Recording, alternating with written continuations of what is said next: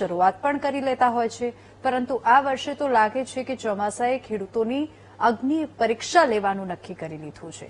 કારણ કે ચોમાસું આઘું ભાગી રહ્યું છે, લેટ થઈ રહ્યું છે, મોડું થઈ રહ્યું છે, વરસાદ લંબાઈ રહ્યો છે અને ખેડૂતોની ચિંતા વધી રહી છે.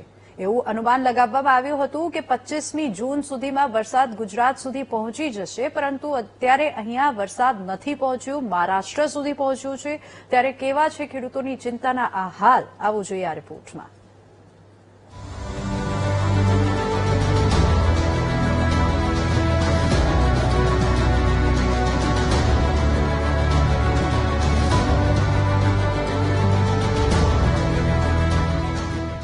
દર વર્ષે ચોમાસાના આગમન સાથે ગ્રામ્ય વિસ્તારોમાં માહોલ જ કંઈક અલગ જોવા મળતો હોય છે.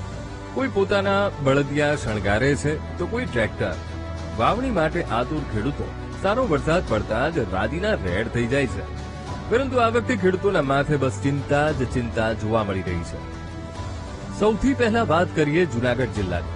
તો અહીં ખેડૂતોએ ચોમાસુ વાવેતર માટે મોંઘા પાડા બિયારણ પણ ખરીદી લીધા છે, પરંતુ વરસાદ લંબાતો જઈ રહ્યો છે.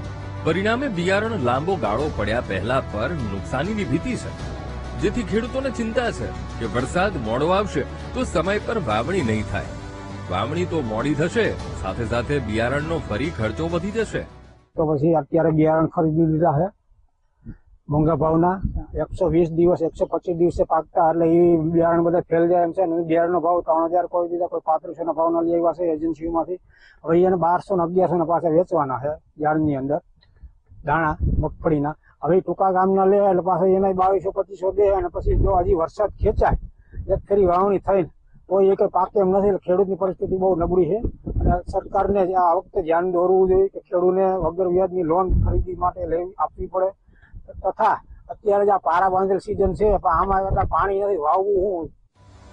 સાબરકાંઠા જિલ્લામાં પણ ખેડૂતો મેઘરાજાની આતુરતા સાથે રાહ જોઈ રહ્યા છે. જિલ્લામાં મુખ્યત્વે કપાસ, મગફળી, સોયાબીન, ડાંગર અને શાકભાજીનું વાવેતર થાય છે. તેવામાં આ વર્ષે વરસાદ લંબાતા આગોતરા વાવેતર કરીને બેઠેલા ખેડૂતો મૂંઝવણમાં મુકાયા છે. કારણ કે હવે પાણી ઘટી જતા પાક સુકાઈ રહ્યા છે. ખેડૂતોએ ટપક પદ્ધતિ અને ફુવારાથી પાણી શરૂ કરવા પડ્યા છે, જેથી પાકને થોડો સમય ટકાવી શકાય. પરંતુ વરસાદ વધુ ખેંચાય તો અપાર નુકસાની થઈ શકે. બીજી તરફ વરસાદ પર નિર્ભર ખેડૂતો પણ ખેતરો તૈયાર કરીને બેઠા છે, પરંતુ વરસાદ પડતો નથી અને વાવણી ક્યારે થશે તે ચિંતામાં ખેડૂતો બેઠા છે. વરસાદ ખેંચાવાના લીધે ખેડૂતોને સમસ્યામાં એવું છે કે વૈકલ્પિક વ્યવસ્થા પાણીની ઉભી કરવી પડે છે, કે ડ્રીપ સિંચાઈ પદ્ધતિ, ફુવારા પદ્ધતિ, એ રીતની પદ્ધતિ કરી અને પાણીને સિંચાઈ આપવું પડે છે. અત્યારે મગફળીના ક્રોપમાં વાવેતર કર્યું હોય પણ પાણી ના હોય, વરસાદ ખેંચાય છે, એના લીધે વૈકલ્પિક વ્યવસ્થા કરવી પડી છે. અત્યારે ચોમાસા સિઝન છે, પણ 15 જૂને વરસાદ આવવો જોઈએ, પણ અત્યારે 15 જૂન સુધી વરસાદ આવ્યો નથી.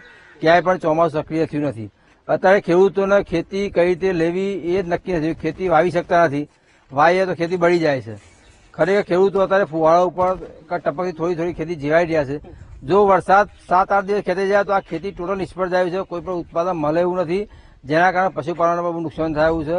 એટલે અત્યારે આ વરસાદના કારણે તો ખેડૂતો અત્યારે એક વિચારમાં પડી ગયા છે ખેતી કરવી કે ના કરવી. ખેતી કર્યા પછી બિયારણ પડી જાય એવું છે અત્યારે. આમ તો રાજ્યના મોટા ભાગના જિલ્લાઓમાં વરસાદ ખેંચાતા જેટલા પણ ખેડૂતોએ આગોતરા વાવેતર કર્યા છે તે તમામ ખેડૂતો મૂંઝાયા છે. કારણ કે હવે વરસાદ ખેંચાતો જઈ રહ્યો છે. તેવામાં ટપક પદ્ધતિ અને ફુવારા પદ્ધતિથી અહીં પણ ખેડૂતો પાકને બચાવવા મથી રહ્યા છે. પરંતુ આવું કેટલા સમય સુધી ચાલશે? કારણ કે 3 જુલાઈ કે તેથી વધુ સમય માટે વરસાદ લંબાય તો વાવેતર ફેલ જશે અને બિયારણનો ખર્ચો માથે પડશે. અત્યારે ખેડૂતોએ વરસાદની આશાએ, થોડો વરસાદ પહેલા પડ્યો એટલે વરસાદની આશાએ પોતાના મોઘા બિયારણો ખેતરની અંદર વાવી છે. મકાઈ છે, અડદ છે, સોયાબીન છે, મગફળી છે, આવા બધા વાવે છે અને ફણગા ફૂટે અને બહાર નીકળવાની તૈયારી કરી રહ્યું છે. પરંતુ વરસાદ ખરેખર ખેંચાઈ ગયો છે એટલે ખેડૂતો એકદમ નાસીપાસ થયો છે અને પાક બધો બગડવાની આરે છે.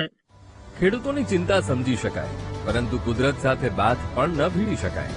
એવામાં બસ કંઈ થાય તો તે કુદરતને પ્રાર્થના કે વહેલી તકે મેઘાને ગુજરાત તરફ મોકલે અને ગુજરાતની ધરા પણ ફરી હરિયાળી થાય. જૂનાગઢથી સંવાદદાતા જય વિરાણી, સાબરકાંઠાથી સંદીપ પટેલ સાથે અરવલ્લીથી રાકેશ ઓડનો રિપોર્ટ, વીટીવી ન્યૂઝ.